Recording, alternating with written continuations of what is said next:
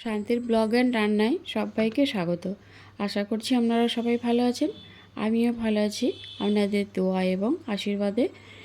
তো আমার ভিডিওটা যে যেখান থেকে দেখছেন সবাইকে জানাই অসংখ্য অসংখ্য ধন্যবাদ। প্রতিদিনের মতো আবারও চলে এলাম আপনাদের মাঝে আর একটা রেসিপি নিয়ে। আজকে আমি করে দেখাবো পায়েস। তো চলুন রেসিপিটা শুরু করি। আমি এখানে গোবিন্দভোগ চাল নিয়েছি। আমি এখানে 2 মুঠো চাল নিয়েছি, বেশি নিইনি। আর এখানে বেশি দিলে ভালো লাগবে না। তো চালটাকে একটু ভালো করে পরিষ্কার করে একটু দেখে নিলাম কিছু আছে কি না। এরপর আমি চালটাকে একটা মিক্সিং বোলের মধ্যে ঢেলে নিলাম। এরপর আমি এটাকে ভালো করে পরিষ্কার করে 2-3 বার পানি পাল্টে পাল্টে ধুয়ে নেব। তো 2 থেকে 3 বার আমি এই চালটাকে পরিষ্কার করে ধুয়ে নেব। আর আমি এখানে নিয়েছি গোবিন্দভোগ চাল।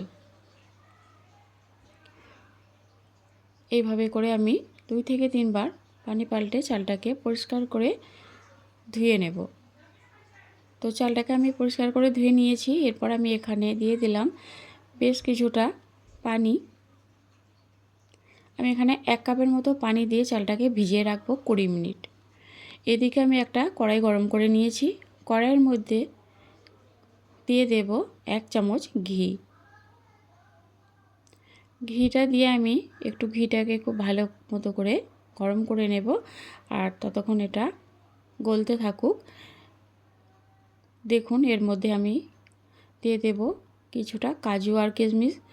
এগুলোকে একটু হালকা করে ঘিয়ের মধ্যে ভেজে নেব।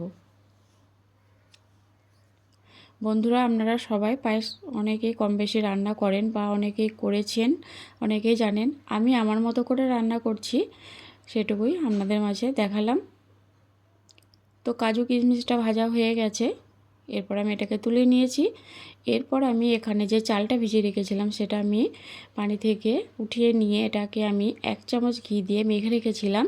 এরপর আমি এই কড়াইয়ের মধ্যে দিয়ে চালটাকে আবারও খুব ভালো করে ভেজে নেব। এখানে 2-3 মিনিট চালটা ভাজলেই হয়ে যাবে, খুব বেশি ভাজতে হবে না। আর খুব সুন্দর একটা গন্ধ বেরিয়েছে দেখুন। এরপর চালটা ভেজে নিয়েছি। আর আমি এখানে নিয়েছিলাম 1.5 লিটারের মতো দুধ। এটাকে আমি আগে থেকেই একটু জাল করে ঘন করে রেখেছিলাম। আমি 1.5 লিটার দুধটা সবটাই আমি এর মধ্যে দিয়ে দেব। এখানে দুধের পরিমাণটা খুব বেশি হলে এটা খেতে আরও টেস্টি হবে। আর এখানে চালটা বেশি দিলে ভালো লাগবে না। এখানে আমি মাত্র 2 মুঠো চাল নিয়েছি। এরপর আমি এটাকে বেশ কিছুক্ষণ ধরে ফুটতে দেব। এখানে আমি 3টে ছোট এলাচ মুখটা ফাটিয়ে এর মধ্যে দিয়ে দিলাম।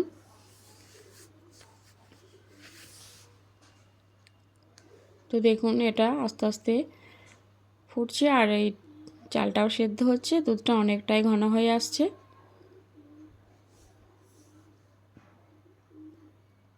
চালটা আরও বেশ কিছুক্ষণ সেদ্ধ করে নেব। এদিকে আমি এখানে পাউডার দুধ নিয়েছিলাম এই চামচের 5 চামচ। এটাকে আমি হালকা একটু কুসুম গরম পানি দিয়ে এটাকে একটু আলাদা করে গুলে নেব।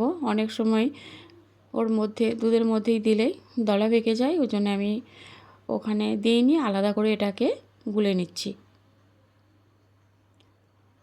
হালকা কুসুম গরম পানি দিয়ে এটাকে আমি একটু গুলে নিলাম।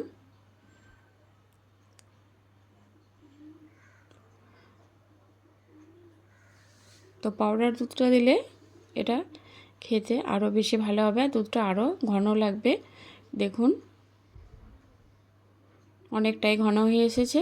আর এর মধ্যে আমি ওই পাউডার দুধটা যেটা গুলে রেখেছিলাম সেটা দিয়ে দিলাম।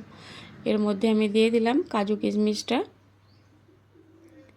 তো দেখুন চালটা প্রায় সেদ্ধ হয়ে গেছে আর দুধটা অনেকটাই ঘন হয়ে গেছে, কালারটা দেখেই বোঝা যাচ্ছে। এই দেখুন দুধটা কতটা ঘন হয়ে গেছে। এই পায়েসে দুধটা একটু বেশি লাগবে আর চালের পরিমাণটা কম দেবেন, তাহলেই খেতে ভালো লাগবে। তো দেখুন অনেকটাই ঘন হয়ে গেছে। এরপর আমি এখানে দিয়ে দেব বাতাসা। আমি এখানে 10 থেকে 12টা বাতাসা নিয়েছি, এগুলো আমি এর মধ্যে দিয়ে দিলাম। আমি এখানে কোনো রকম চিনি ব্যবহার করিনি, বাতাসা দিয়ে এটা আমি রান্না করব। আপনারা চাইলে যদি আপনাদের মনে হয় মিষ্টি কম লাগছে, এখানে আরও কিছুটা চিনি দিতে পারেন। তবে এই পায়েসের মধ্যে মিষ্টিটা কম দিলেই ভালো, খেতে আরও ভালো লাগে।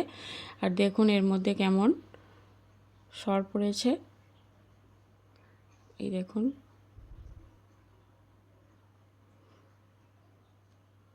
তো এটা আমার হয়ে গেছে, দেখুন। এর থেকে বেশি আমি আর ঘন করব না।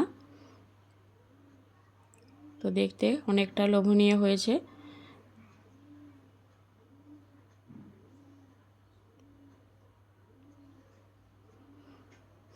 তো পায়েসটা আমার পুরোপুরি রেডি। তো কেমন হয়েছে বন্ধুরা অবশ্যই জানাবেন। ভালো লাগলে লাইক করবেন, শেয়ার করবেন। দেখুন দেখতে অনেকটা লোভনীয় হয়েছে। তো ততক্ষণ ভালো থাকবেন, সুস্থ থাকবেন। টাটা।